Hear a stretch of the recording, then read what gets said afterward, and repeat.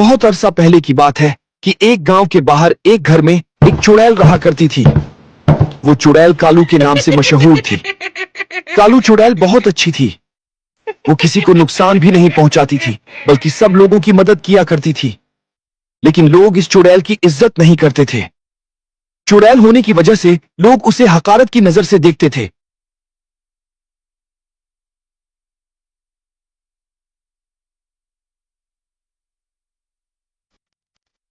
उसी गांव में राजू नाम का एक लड़का रहता था। वो बहुत गरीब घराने से था। उसके वालिद का इंतकाल हो गया था। उसकी मां बड़ी मुश्किल से उसे पाल रही थी। अपने जन्मदिन पर वो चुड़ैल के पास गया और कहा, चुड़ैल अम्मा, आप लोगों की मदद करती हैं। मुझे भी आपकी मदद की जरूरत है। तुम तो इतने छोटे हो, भला तुमको मेरी क्या मदद की जरूरत पड़ गई? मेरा जन्मदिन है और कोई भी मेरा जन्मदिन नहीं मनाना चाहता। तुम तो बहुत प्यारे बच्चे हो, फिर कोई क्यों नहीं तुम्हारा जन्मदिन मनाना चाहता? हम बहुत गरीब हैं।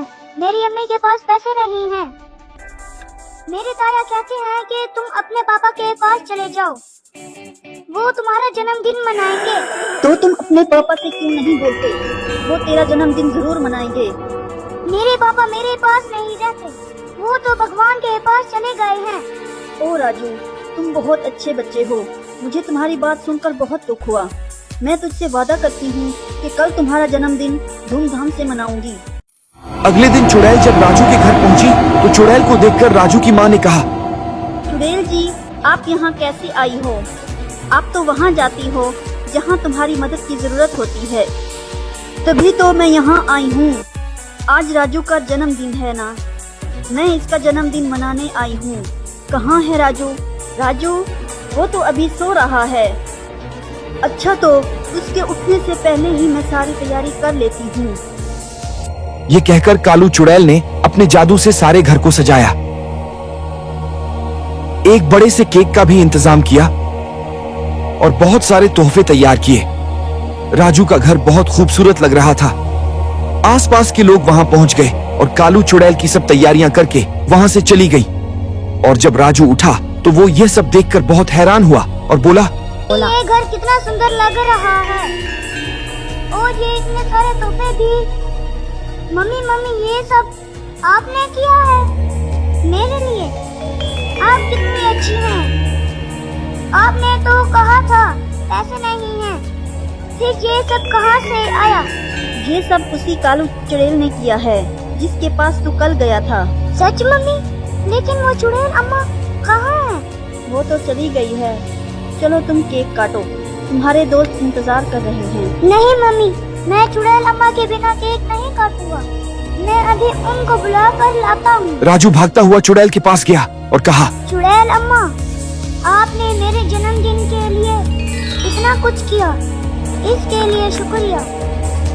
अगर आप भी मेरे जन्मदिन में शामिल होंगी तो मुझे बहुत अच्छा लगेगा। मैंने अभी तक केक नहीं काटा। मैं आपको बुलाने आया हूँ। यह सुनकर चुड़ैल का दिल भर आया और वह राजू के साथ चलने के लिए राजी हो गई। इस तरह राजू ने कालू चुड़ैल के साथ मिलकर जन्मदिन मनाया।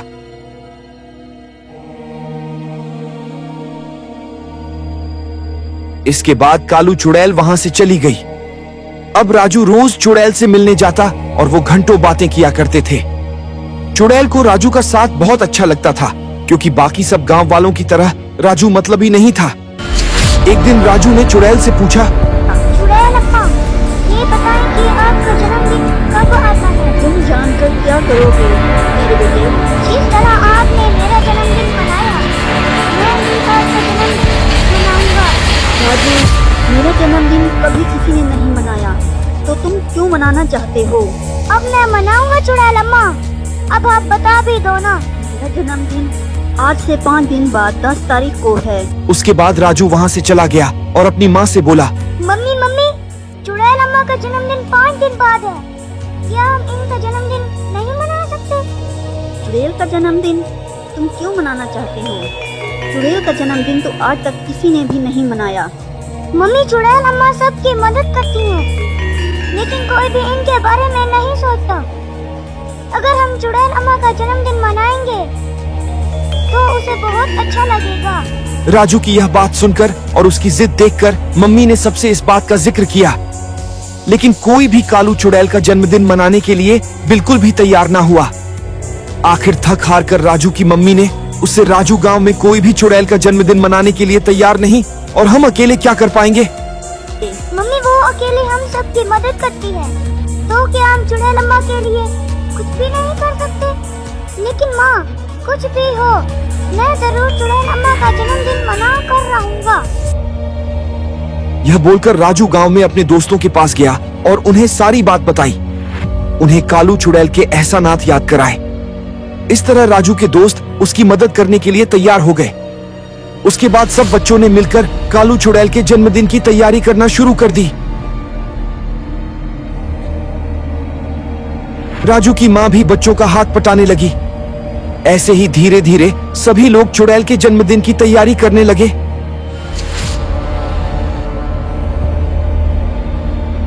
और जब सारी तैयारियां पूरी हो गई तो राजू और उसके दोस्त मिलकर चुड़ैल के पास गए।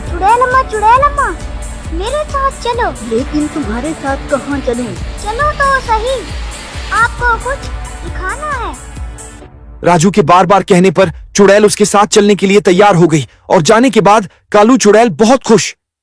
वहाँ एक बड़ा सा केक था और चारों तरफ खूबसूरत सजावट।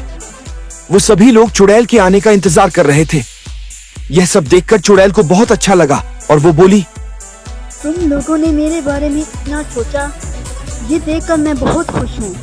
तुम्हारा बहुत बहुत शुक्रिया। ओह चुड़ैल अम्मा, शुक्रिया बाद में बोलना, पहले केक तो काटो। राजू की बात सुनकर चुड़ैल ने केक काटा और सभी ने तालियां बजाई और इस तरह चुड़ैल का जन्मदिन मनाया गया। कालू चुड़ैल ने राजू से खुश होकर अपनी सारी जादुई शक्तियां उसे दे दी।